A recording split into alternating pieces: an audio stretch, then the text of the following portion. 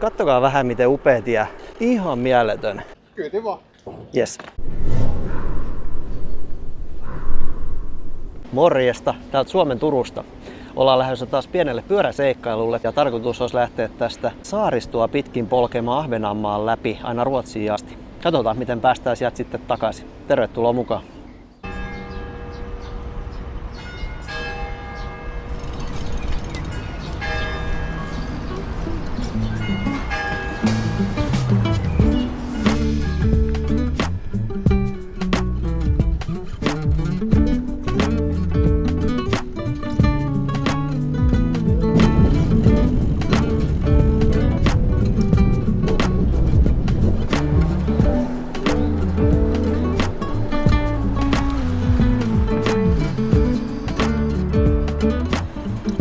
No niin, nyt ollaan päästy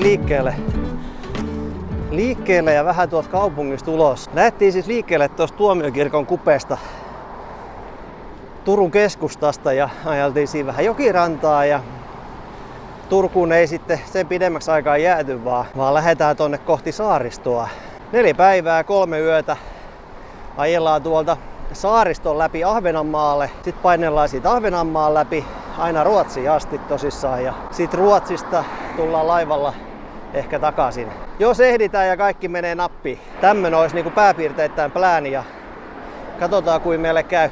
Nyt ensimmäinen kohde on tuolla Naantalin takana, onko se sitten merimaskua vielä, eli Teersalo ja sieltä lossilla tai lautalla yli Hakkeen päähän Taivassalon puolelle ja sieltä Kustaviin ja Kustavista Vuosnaisten kautta Brendön saarelle Åvaan ja sit pitäisi ruveta miettimään, että missä sitä viettää yönsä. En ole tehnyt ihan vielä päätöstä, että mihin sitä päänsä kallistaa ensi yöksi. Katsotaan, eikö se tässä selkene päivän mittaan. Nyt kuitenkin ensimmäisenä suuntana Naantaliin.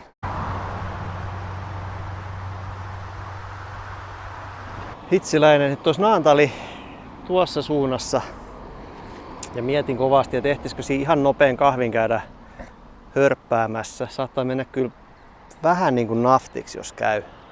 Tai se pitäisi olla tosi nopea kahvi. Ehkä me nyt vaan ajetaan ja katsotaan, jos siinä matkan varrella tulee joku kaffekiska tai muu, niin napataan sit siitä lähempänä. En ole varma tuleeko, mutta ehkä nyt otetaan varman päälle, että ei mistata heti ensimmäistä lauttaa. Tuolla näkyy Kultaranta. Olisi ollut ihan kiva käydä tuossa Naantalin vanhassa kaupungissa vaikka lyhyesti piipahtamassa, mutta lautta-aikataulut ei aina myöden. Olisi pitänyt lähteä vähän aikaisemmin liikenteeseen.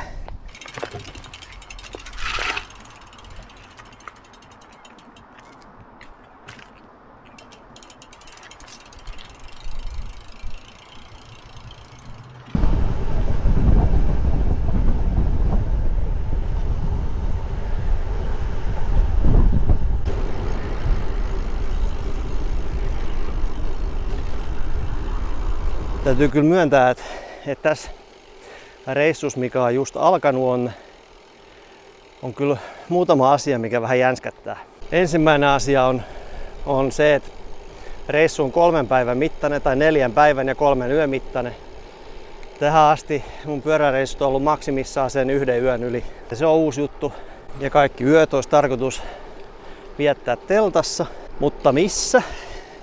Sitä en tiedä vielä. Täytyy vähän katsoa tässä matkan edetessä, että mihin sitä tai mistä sitä teltapaikan löytäisi sopivan. Ja toinen juttu, mikä vähän jänskättää, on noin lautat ja lautta-aikataulut. Eli pitäisi olla ihan hyviä aikaa suunniteltu noihin siirtymiin ja polkemisiin noille lautoille. Mutta aina jotain voi käydä, tulee joku rengasrikko tai jotain muuta vastaavaa, joutuu pyörää huoltamaan tai mitä vaan voi tapahtua, niin niitä ei oikein voisi missata, koska ei niitä lauttoja mene ihan niin kuin jatkuvaa syötellä. Ja kolmas juttu on, että mennään itselle kuitenkin kohtuullisen tai pääosin aika vieraille seuduille ja teille, joten ne ei ole tuttuja, ei oikein tiedä, että mitä tulee vastaan. Niin nämä kaikki 3 yhdistettynä, katsotaan miten käy. Eiköhän me ihan hyvin pärjätä. Menee vaan.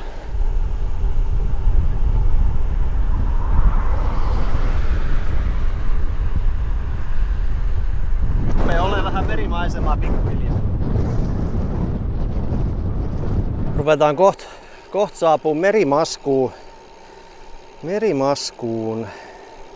Semmonen 30 kilsaa takana tuolta Turun keskustasta. Ja koko matka on saanut tulla tämmöstä aika hyvää pyörätietä.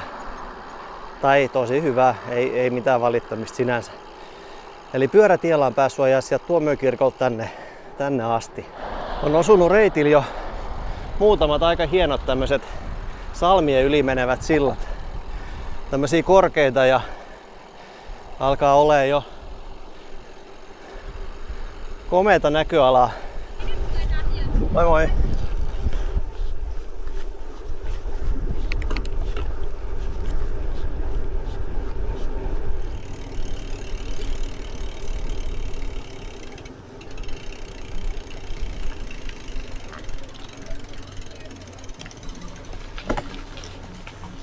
Sattuikin mukava tämmönen kauppa-kahvila matkan varrelle, niin siitä sai napattua vähän paakeliin mukaan tuohon lauttamatkalle, niin ehtii jotain pientä sit syödä ennen kuin ehtii pitämään pidemmän tauon. Nyt jatketaan eteenpäin.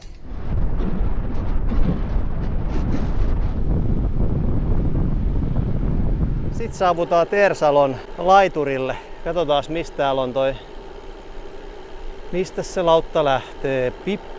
Kato, siellä olisi joku ravintolakin. Ehkäpä ehtii kahvinkin napata.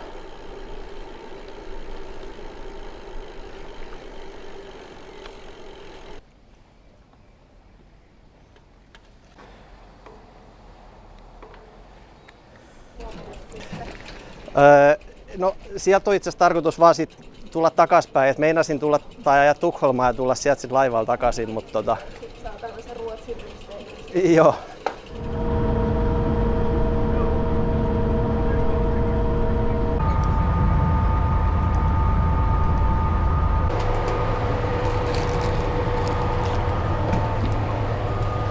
No niin, siinä olikin muutama muukin pyöräretkeilijä osunut samalle lautalle. Hiukan eri suunta, mutta tää ylitys on sama.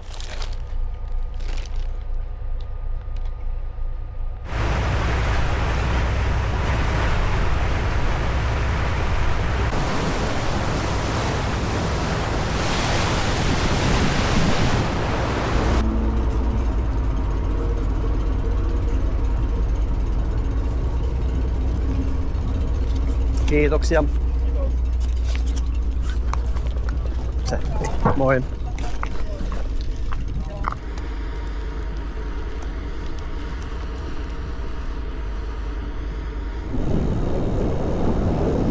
Ensimmäinen lauttamatka takana, saavuttiin tähän Taivassaloon Hakken päähän ja nyt matka jatkuu kohti Kustavia ja Vuosnaisten satamaa ja seuraavaa lauttaa. Nyt pitäisi olla ihan hyvin aikaa ja tehtiin jossain välissä vähän stopatakin, tosin tossakin tuli pieni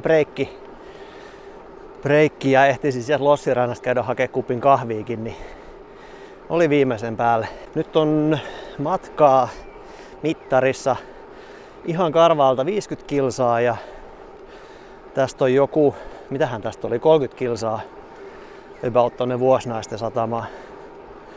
Ja siinä välissä on yksi pieni lossiylitys myös. Matkamme jatkuu. Tajusin muuten just, että meikäläisen hattuvalintana reissulle on tää, missä lukee gravel, mutta itse asiassa tää koko reissu taitaa olla semmonen, missä on kyllä todella vähän loppujen lopuksi hiekkapintaa. Elikkä kyllä ehdottomasti suurin osa tästä matkasta tulee todennäköisesti olla asfalttipintaa, mutta ei anneta semmoisten yksityiskohtien häirit. Moi moi! No niin, ja sitten reissun ensimmäinen vastoinkäyminen, nimittäin Klossista on tippunut ruuvi. Mä ihmettelinkin, kun se ei meinannut oikein lähteä kunnolla irti, että mikä juttu, mutta nyt se selvisi.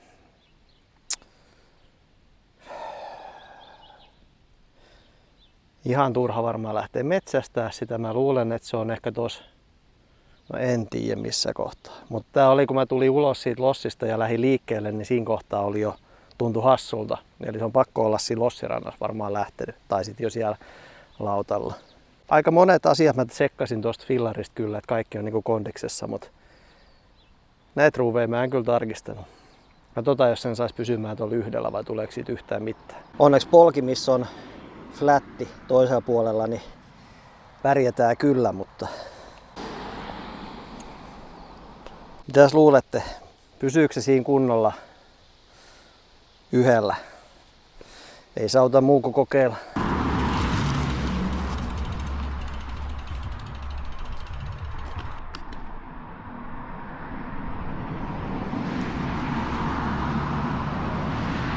Kyllä joka reissulla on aina joku tommonen säätö. Tuntuu ainakin siltä. Jos toi oli se tän reissun säätö, niin mä oon ihan tyytyväinen, että loppureissu menee sit ilman mitään ongelmia. Tein lopulta päätöksen tosta Ensyön majapaikasta, mihin telttani pystytän. Elikkäs kattelin vielä tuossa lauttamatkalla niin noita camping-alueita Brendöstä. Ja soitin yhteen, oliko se nyt Fisketorppet vai mikä. Mutta joka tapauksessa niin soittelin sinne ja kuinka ollakaan, niin totta kai telttapaikkoja on vapaana ja ok tulla joskus 9 jälkeen paikalle. Mä olin kyllä katsonut semmosia sopivia mahdollisuuksia myös puskamajoitukseen, mutta se oli sen verran hienon näköinen paikka ja mä luulen, että saattaa olla nyt kun ollaan vielä ennen juhannusliikkeellä, niin kohtuullisen rauhallista. En ole ennen ollut tommosilla camping- tai leirintäalueilla yöpymässä millään tavalla, joten tää tulee olemaan eka kerta myös sitä. Mut joo, jatketaan matkaa kohti Kustavia. Taivassalo ohitettiinkin aika nopsaa. Mentiin siitä keskustan sivusta vähän. Käännyttiin tänne Kustavin tielle. Tästä on joku 15 kilsaa tuosta Taivassalosta Kustaviin. Ja se kulkee tätä tämmöstä niin sanottua isompaa tietä. 80 rajoitus. Tosi tässä on piennartakin vähän ja tie nyt ei ole se kaikista kapein, mutta varsinkin jos tää kesäsi ajelee, niin kannattaa varmasti varautua siihen, että liikennettä on. Mut kunhan me päästään sinne Brendön saarelle, niin musta tuntuu, että sit alkaa reitti näyttää niitä puolia, minkä takia me tän reitin lähettiin.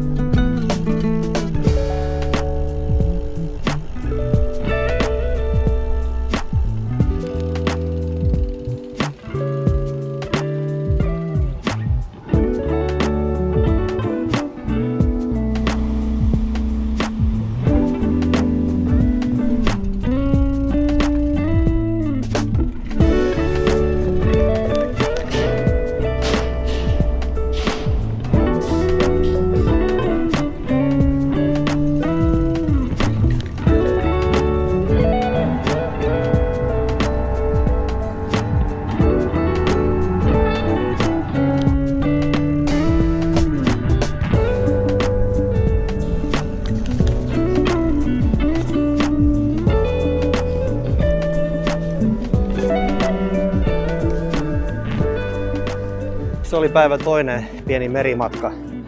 Yksi vielä jäljellä, vähän pidempi.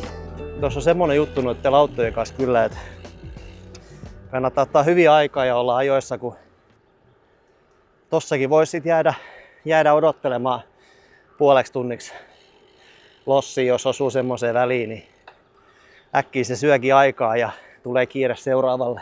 Se kannattaa ottaa huomioon tässä saarihyppelyssä. Nyt meillä on kyllä ihan hyvin aikaa, no hätä. Kävin kurkkaan, niin tossa on toi lauttalaituri ja mä luulen, että mä menen nyt tuohon ravintolaan. Se on auki. Ja tässä on melkein tunti aikaa.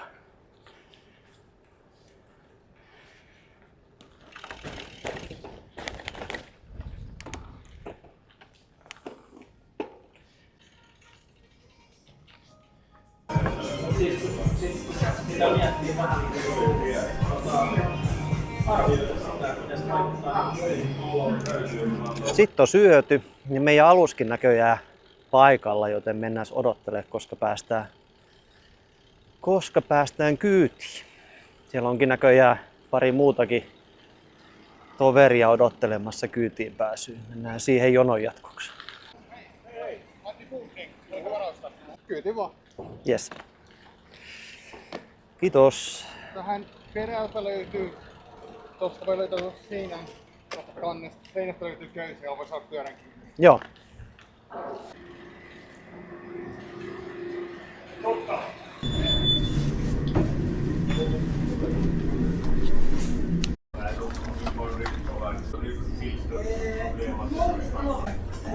Och du vill ha en fryst filé?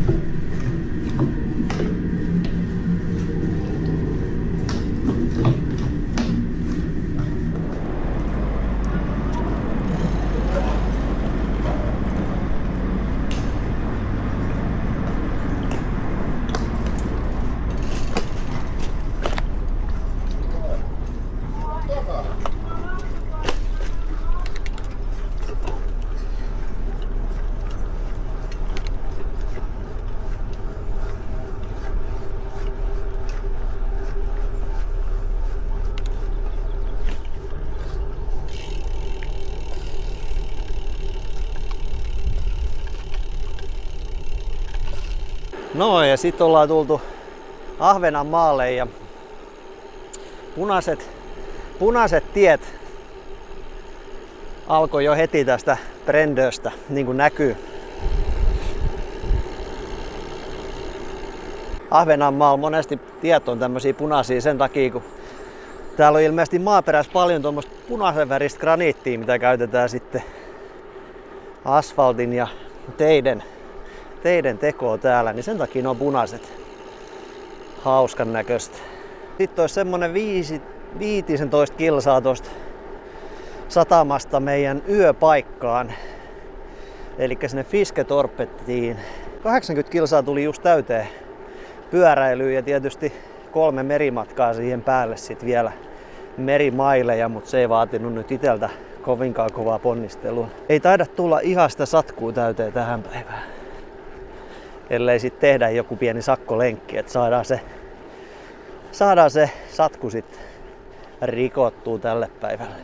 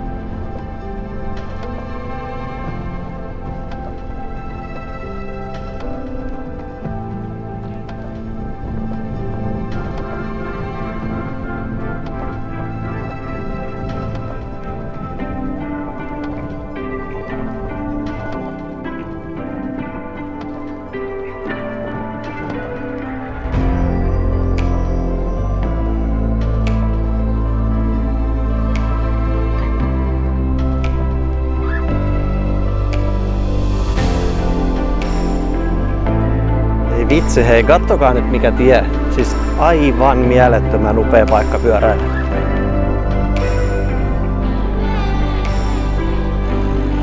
Ihan mieletön. Siis onks jotain hienompaa tietä kuin tää? Huikeen nätti.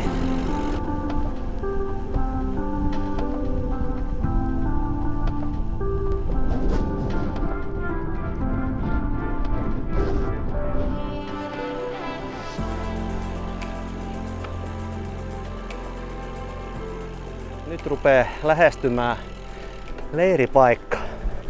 Siitä. Isketorppet. Isketorppet täältä tullaan.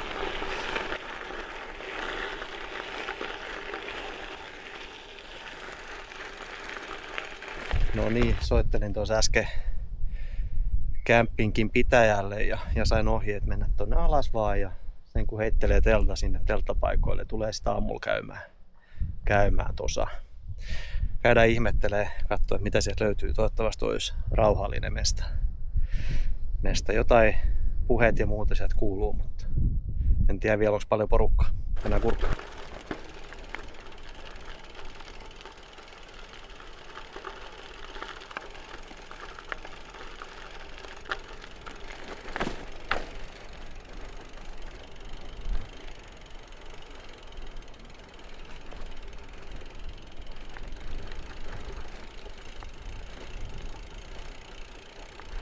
Moi moi.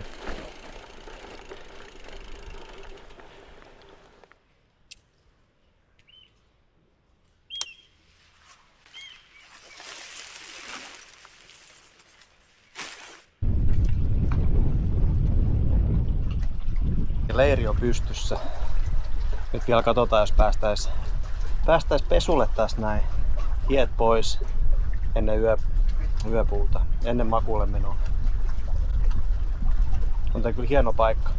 Täällä on vielä juuassa sen verran lämmin, että käydään nopeasti saunassa ja pesulla. Tuossa jossain mökissä on selkeästi porukkaa, mitä alkaa aika paljon laulattamaan. Toivottavasti niistä ei ole sen enempää häiriö yöllä. Onneksi ne on tuolla vähän sivummassa tuosta meikäläisen teltasta. Ja eiköhän se siitä laannu nyt pesulle.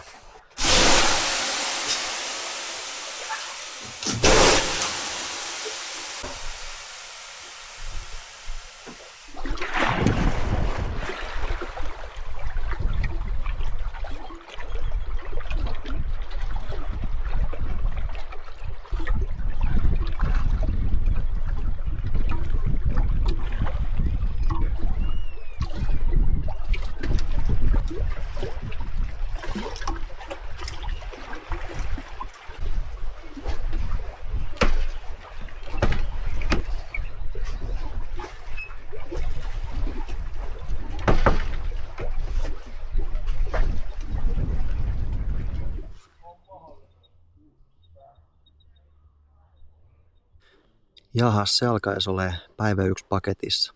Turun tuomiokirkossa lähettiin, Brendööhön ehdittiin. Oli kyllä hieno päivä, todella upeat pyöräreittejä. Huomenna jatkuu. Hyvää yötä.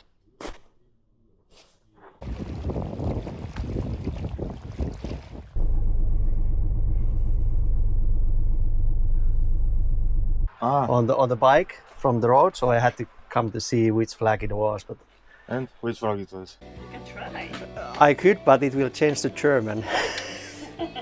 Probably. No niin, ja herkullinen pasta bolognese on valmis.